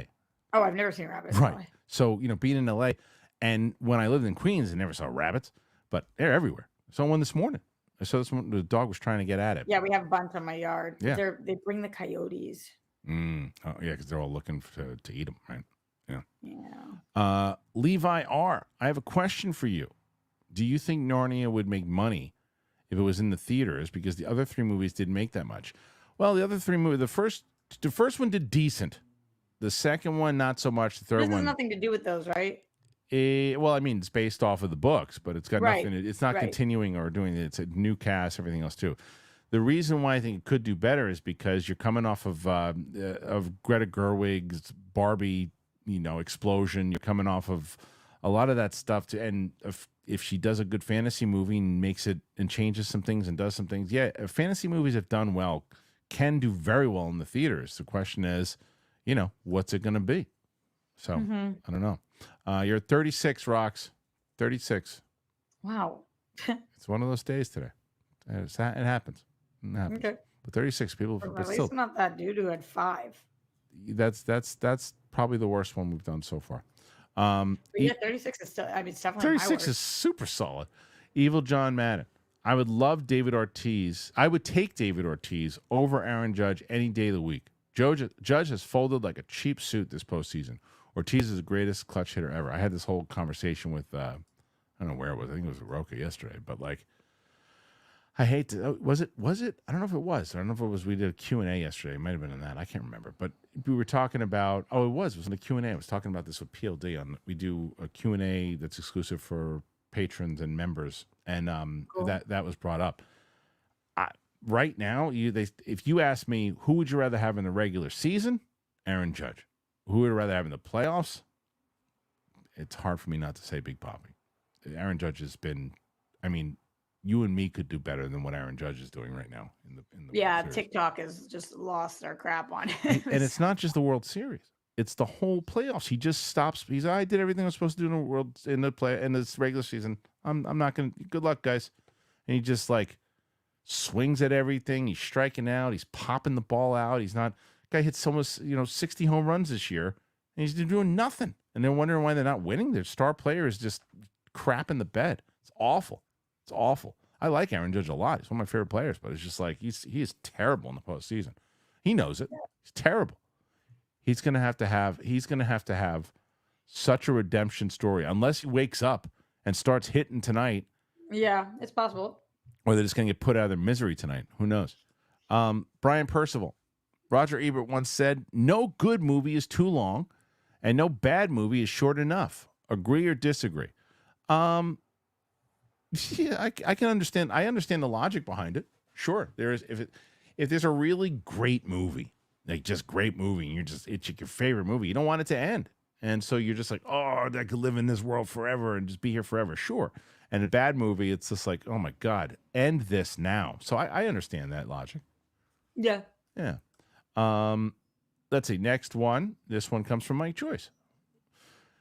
You were wondering in the Q&A yesterday why people would want raw reactions. I like them because it's nice to do watch-alongs for a movie that I've never seen. I don't know anyone who hasn't either play on their phone. Wait, I don't know anyone who doesn't either play on their phone or gets up and goes to the bathroom when I watch a movie with them. I watched the Chucky franchise for the first time that way with the She-Jacks. It was a fun way to watch it, and now it's my favorite franchise. Well, that's cool. Yes, I guess It's my favorite franchise now too. I love Chucky. Just like connected to It's me hilarious. so much. I love Chucky. I need to send you this this clip I just sent. I sent it to Winston, but it's a play that they did on the first Child's Play, where it's Chucky. That scene when he's with the mother when she finally says, "Talk to me, you son of a bitch," and he finally comes alive and like attacks her. Remember this in the first one? They overdubbed Busta Rhymes. Oh my God. It's hilarious. It's hilarious. It's so I gotta send it to you. Shay Markel. I like super. Oh, so boy, just to address Mike Joyce real quick. So yeah, I think I understand that even more so. I think the first one I'm going to release to members and patrons will be the Wild Robot one. I just got to add a time code to it, but I want to see it so bad. I hear it's amazing. it's great. But Sam and I did a reaction to it last week. It's doing pretty decent. Cool. I like Superman and Lois as well, Shay Markel says, but I don't want to oversell it. It's a good show, but it doesn't fully escape some of the CW isms that we don't enjoy. Totally agree. You agree with that? Okay, totally agree. But I love those types of shows. Yeah, but that's why, like, I'm not pushing Yeah. it on you. I mean, but then again, so did Smallville. Right, but Smallville got a little old at points for me. Like, Right. So it's the same type of thing. Yes. Kinda. Yeah. See, I don't think I'm going to enjoy it then because I don't like those. sometimes, not all the time, and I think they do a great job with it. But you Do they didn't tell watch- connected stories though, or is it like the villain of the week crap? I hate that No, stuff. It's not villain of the week crap because we're dealing with Lex Luthor. Is Yeah, the big all bad right. this season. Who's Lex Luthor? No. This Who's the actor? Yeah. It's this guy. I don't know what the actor's name is. I really, really don't like this version of Lex Luthor. Oh, really? People do like him. Okay. He is like if Kevin Costner, like Yellowstone World, became Lex Luthor. He's like a cowboy Lex Luthor. Mm. Big bearded cowboy Lex Luthor. Oh, I see the picture of him. Yeah. Oh, I love this guy though. He's great. He's really good. He's very He's talented. in The Walking actor. Dead. Really talented actor. Do not like this version. You think that Walking Dead clip from Matthew Lillard's going to do good? I'm trying to remember what it was. The Negan one. Oh yeah, I think that one's gonna crush. All right, we'll see. You saw my note that I spelled Negan's name wrong. Yes, I did. I Right. saw it. Yeah. I think that's gonna crush. right. He literally says he was cast for 10 minutes. I know. Derek Johnson said, I remember Terry Garr from Mom and Dad to Save the World, and I later watched Young Frankenstein, Super Crush, and at a young age. Yeah, I know. It was pretty young and just terrible that she's gone to 79. ZB, where is Crust available on streaming yet? Oh, thank you so much for asking. November 12th. Oh, great. And that's everywhere? Yeah, then it will be available Good, everywhere. good. Callum Fadian. Great joke in Only Murders app last week. Studio exec says Ron Howard is currently shooting a small, very intimate biopic. The budget, $200 million. That was the joke? Yeah. Yeah. It's so bad. I don't understand. It's like it really is like something that's it's awful. It's a disease that Hollywood has right now, overspending. Evil John Madden, you guys should do an After Dark type show with a bunch of guests that are high or drunk. Would be really funny. Maybe do this for Rejects. Yeah, we did that once with Schmoes, and that was before. I was there. Yeah, you did the second one. That was the bad one. That was where I think that it's like, and that was at a different time. We wouldn't really get away with that now. No chance. I don't think we got away with it then. That's true. Shay Markel, Derek Johnson for president. I mean, all right, I'm down. Derek's the man. This is Moist Gumption. Hey, Roxy, what's the worst show that you ever watched all the way through? I suppose Kristian can answer too. I think this is more so a Roxy question because I bail on shows if I don't like them. Roxy will watch them because it's her job. I have no idea. I know my least favorite show this year that I watched all the way through was Constellation. Which one was that? On Apple. Okay. Who's in it? It's so confusing, and there's no point of it. Who's in and it? Who's in it? I don't even know what her name is. Okay. What the hell is her name? It was really, really not good, but it's not the worst show I've ever seen. I'm sure there are way worse ones that like piss me off, especially because the finales or whatever. Let's see. I'll let you know when I find it. Let me know.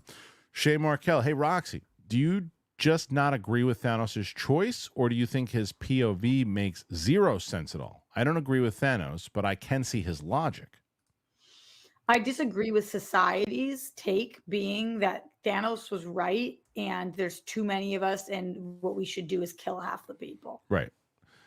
And that's what he said. The Shay Markel said that he understands where he was going for, but he doesn't agree with him. So the actress's name is Noomi Rapace. No, Noomi Rapace. She's from she's from she's from the Dragon Tattoo and all that stuff. And she was in Bond. Dragon Tattoo. I never Bond. saw that. She was in Bond also. I never saw that Oh, you either. never saw Bond either. Madhouse. Yeah, she's really good. She's very talented. The She's show great. is Yeah. so bad. Okay. Madhouse Entertainment. What's up, jerks? Big fan. First time question I have is rank these 4 wrestlers as actors: Hogan, Cena, Rock, Batista. My list a year ago was very different to the one I'm going to give you now. But I'm actually going to go As actors? as actors. And I would have, this was my list about a year ago. My year ago would have been Hogan. Is your number 1? No, number 4. Hogan was number 4. Number 3 would have been Cena. 2 was Batista. 1 was The Rock. Now I go Hogan in the 4 spot, Rock in the 3 spot, Cena in the 2 spot, and Batista in the 1 spot. I have the exact same order. You do? Okay. Yeah. Yeah, that's where I would go. I think Batista has far surpassed these guys overall. Yeah, but I also think Cena has gone up so much too. Well, Peacemaker has been the only reason he jumped for me. Because he just is doing stuff. I still feel like The Rock could surpass him tomorrow with the Smashing Machine, because I think there's some performances of Cena that's been just bad. I thought he was horrendous in Bumblebee. Horrendous. In what? Bumblebee? Oh. I thought he was horrendous. No, Bumblebee. But so God. he's very on I par. thought he was horrendous in that. Wow. I Horrendous. loved him in The Bear. I think he did a He great was great job in The Bear. He was great popping in The into The Bear. Bear. Agreed. And then what was the other thing that I really liked him in? What's it called? I'm picturing Amy Schumer. Oh, yeah. The Trainwreck. Yeah. Yeah, he was good in that too. He's very good at the comedic roles, and when he hits the right role and they know how to use him, he's very good in it. And that prom yeah. blockers. Yeah, so I'd like to see him do something a little more serious. But I probably am going to put The Rock in the number 2 spot eventually if the Smashing Machine delivers, and he could probably change overnight. But yeah, Batista right now hard to beat. So what were your thoughts about the Scary Movie series? Derek Johnson says, first one I like. The goofy spoof movies, they really gotta hit with the jokes for me, and a lot of them don't. Like Airplane to me and Hot Shots are still my 2 favorite spoof movies, but they're all right. Did you like the 2 that you saw, Roxy? Yeah, I loved them. Okay. Pete Parker, 2288. Which judge would play better than Aaron Judge? Judge Judy, Mike Judge, or Judge Doom from Roger Rabbit? Judge Doom, because he's got cartoon arms. He probably hit it out. I hope for a 30-minute debate with Winston on Friday. Now, Winston's going to get a lot of this. I'll tell you that. Here's Winston. I won't do it to Rox, but Winston's gonna get a lot of that. That's what Winston's gonna get, a lot of it, and probably just to start, it'll probably be a 20-minute conversation with Winston and Big Balls. Judge Judy would be so funny. It'd be hilarious. I'd love to see. She's probably hit better than Aaron Judge. Shane Markel.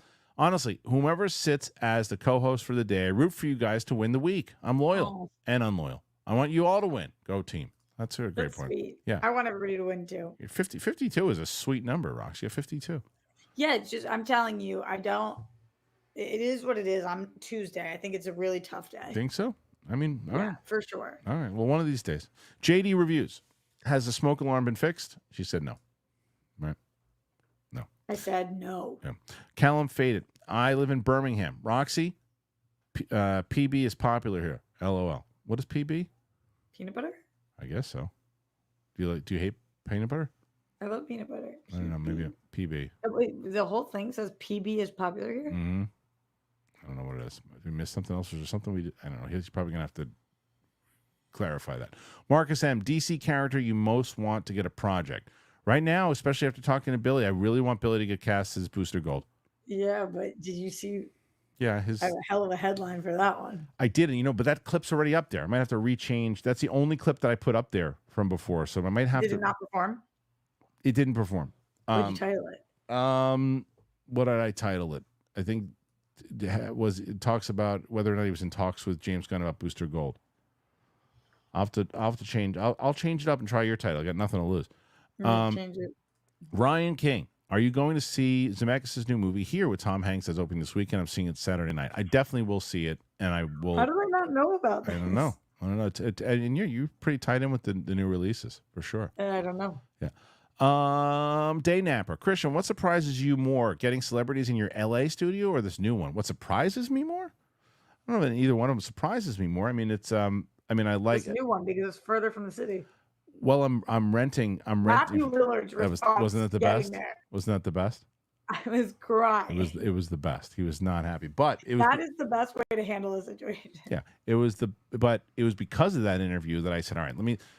So Chris Van Vliet gave me a couple of options and ideas to rent a place in Manhattan, and I found a place that I shot the Renzi Felice one, and it's great, and it's a 6-minute walk from Penn Station, so it's and not too pricey.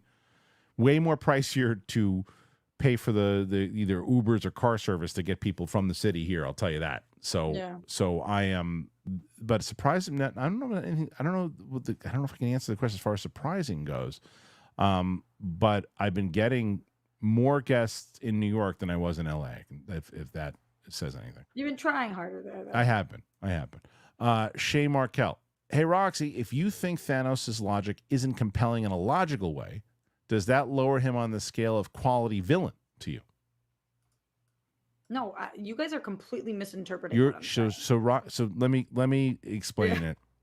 It's not the matter of the debate of him, inside of the universe itself and what his logic is. It's more so what bothers you is the way that society is actually interpreting what he did. I just don't trust society anymore. Like, this is why I'm so concerned about us. The fact that there's legitimately people who are like, that's a good idea. Yeah. Uh-oh. Yeah. That is not the point of the movie. I know. Melissa Byrne, book adaptation you're looking forward to. I have to look at all the ones that are coming out, but I will tell you the easy question is and Roxy is too, I am very curious to see how they're going to adapt the Harry Potter series for HBO Max. For sure. Yeah. But for sure. And of course the Dune 3. Yes. Dune 3 is a good one for movie-wise. Marcus M. The Friday the 13th remake is the best in the series. Really? I don't know. I don't know if I remember that one too well. Friday the 13th? Yeah, the remake. I liked it. Okay. Kabir. Thank you, Kabir. I've been a listener for over 10 years. Thank you for all you guys do. Roxy, when are we getting your review on Industry? I haven't seen it yet. Yeah. Which is so criminal because this is one of those things that's the opposite of what we usually talk about. All of my friends who are not in the industry watch Industry. That's what you said, this is very popular with my East Coast friends. Yep. I just haven't seen it. And I think there's 3 seasons. So what I do with shows like that, I wait into that lull in January because right now I'm trying to hit my 120 shows of the year. I'm at 101 right now. So I've got 2 months to hit those 20 shows, 10 shows a month. So I'm not going to start Industry where I have to watch 3 seasons. But then once December is finished in January, I will watch. Okay, good. Let us know once you see it because I'm curious too. I hear it's so good. Julius Wyatt. I just saw the Schmoes review of Hot Pursuit, one of my favorites. Yeah, that was a fun one. I remember that. We destroyed that movie. It's terrible. Dylan Neal. Have y'all seen Scavenger's Reign? No, I don't know what that is. It's a Netflix animated show. It's super underrated in my opinion. Also, hang in there, Roxy. You'll win eventually. Shit. I kind of don't think so. Scavenger's Reign. I don't think I've even heard of this. I haven't. That's a good. I mean, now we do. Now we have heard of it. Pete Parker 2288. I've searched all over YouTube for that Schmoes after show. The one with Finstock was amazing. At one point, Sinead gave Tom a shoulder massage. Sinead was not on the after show. You're thinking about the one we did at Collider Live one, which was not Collider Live. We did a something. It was, I don't know what it was, a Q&A answer thing, which wasn't an after show thing. It was just a crazier show, any questions and that kind of stuff. But that was on that was a different thing. But that wasn't. When's the last time you talked to Sinead? I talked to her. I mean, I guess like we like each other's Instagram posts and things of that nature. But and she commented on a couple of videos. But I haven't talked to her in a bit. I'm not in LA anymore, but I always got along with her very well. She was one of my first guests when I started SEN. I always got along with Sinead very well. I've had a girl crush on her forever. I've never actually worked directly with her. Oh, really? She's the coolest. But like when I was at Screen Junkies, she was at Clever, so we were next door to each other. When I was at Collider, she was there, but just we weren't there, like the same things. But I follow her Instagram too, and I think she's just like so cool. She reminds me of Zoe Kravitz. Yeah, 100%. But like even with her kid and stuff, I just think she's so. Oh, she's the coolest. She really is. She's a great person. Aaron Ambrose. I don't know if you mentioned it, Kristian, but is there an Agatha episode 7 reaction coming, or are you waiting for this week's double episode finale? We're probably going to wait. I mean, what we'll probably do, I think, I got to see what my wife is doing. I'm going to see if I can get her in to do both the finale, and then maybe we just review last week's episode, because we're just not going to be able to do all 3 of them at the same time. It's just been a crazy bunch of shit going on in the house. Jake Iacovetta, there he is. He's been back 2 days in a row. Jake fell off the map. Nice to see him back. Not surprising that PLD timed me out in the chat, but always fun to see you two together. That's why he's here. He's here because you're here. That's good. I'll take it. Thanks, Jake. You're the man. Jake is the man. Day Napper. What's a movie or a TV show from your childhood that you'll never rewatch because it won't live up to the greatness your little kid brain took in? Well, I'm not going to say Three's Company because it still holds up. My wife wants to watch. She's like, we should watch old episodes of that. What am I smelling? Something smells delicious. Oh, it's this. It's popcorn. I don't like cheddar. I loved the show Two Guys, a Girl, and a Pizza Place. Completely obsessed. And I won't rewatch it because I can't find it anywhere. Oh. Yeah, I don't know which one won't live up. It's a good question. And it probably wouldn't live up. Probably He-Man, the original He-Man series, even though I would watch it, though. I don't know. It's because I've watched it that I can hold up to it. I don't really, in my, like a movie is like Flash Gordon. If you've never seen Flash Gordon, I remember getting, I got Ellis to watch it like 10 years ago. He'd never seen it before. I don't think I've ever seen it either. It wouldn't play for you because it's too, it's very much a movie of its time. It's goofy. It is hokey. It's cheesy. It's all that stuff. But I loved it. I loved it because as a kid, I saw it in the way that it was intended to be portrayed. Like with I didn't see actors. I didn't see sets. I saw Flash and I saw Dale, and I didn't see bad acting. There's some ridiculous lines. Now I do, but I can still watch it. So, okay. Dylan Neal, sending more support. Thank you, Dylan. Thanks, Dylan. Nick Alexander. Roxy, what is your opinion on Thanos coming back? Did you hear that? No, I There's a rumor that he could be coming back to the Avengers movies. Multiverse. I mean, I guess. I just Right. Greatest hits. Okay. Yeah. The way Roka put it was it's like a band that tried a new album. None of the albums are working, the new ones, so they're going back to the old hits. Yeah. Yeah. Go Pie.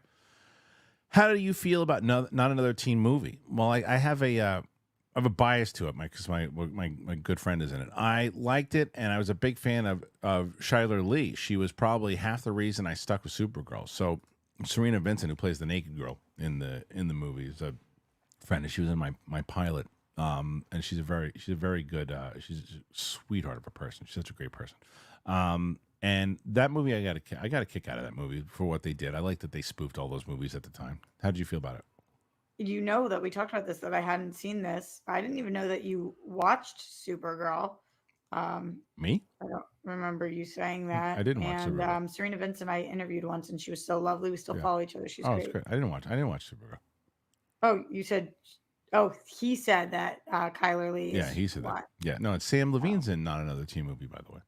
Really? Yeah. I didn't know that. Yeah. Spencer Drake. Let's get Roxy cast and nobody. Wait, let's get Roxy cast. Nobody wants this? Yes, and nobody wants this season 2. I love that show. I don't know what it is. Pete Parker. What? I don't know what it is. Do you listen to me at all? I pitched on the show 15 times. Which one is that? It's the Kristen Bell, Adam Brody. Oh, yeah. Okay, yes. Pete Parker, 2288. Your wife would like it. She watched it. She loved it. Oh. She loved it. You were right. Here looks like another Zemeckis CGI experiment. It does. It looks like they're really going to try all the deep fake stuff for sure. Here's a tough name for a movie to promote. Here? Yes. Yeah. Here's here. Callum.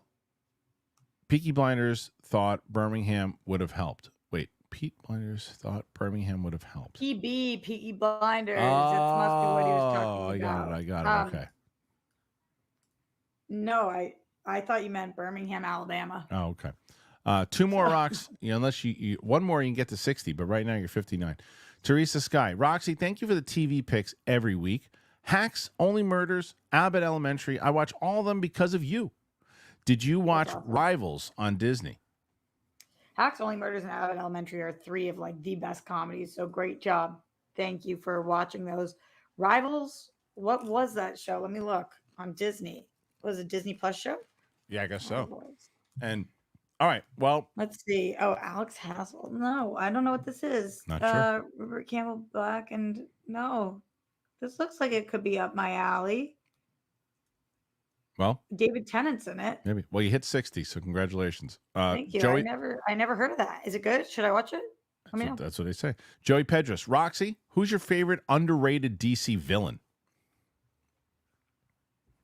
You got one? Well, I'm sure I do have one, but like, what do you mean by underrated? Because I think that the first one that comes to mind for me would be Professor Pig, but it's not like he would be underrated with like DC fans. Right.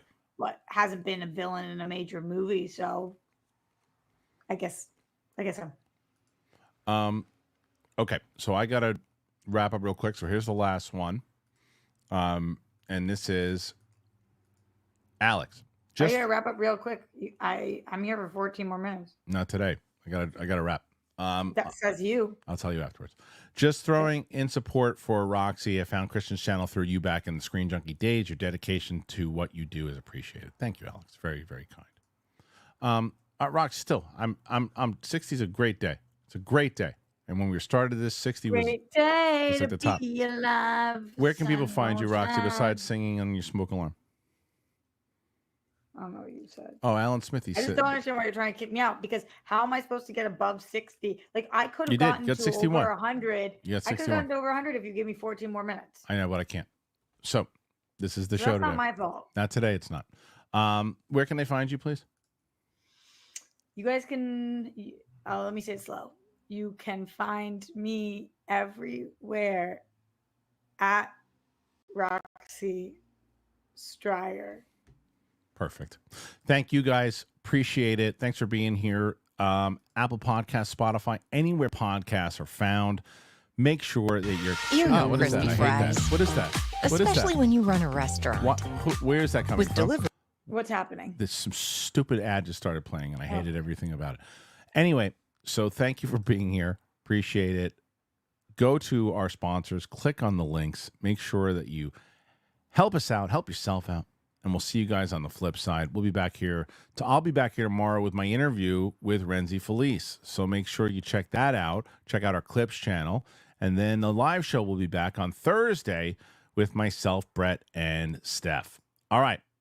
Thanks, guys. Appreciate you. Thank you, Roxy. And we will see you later.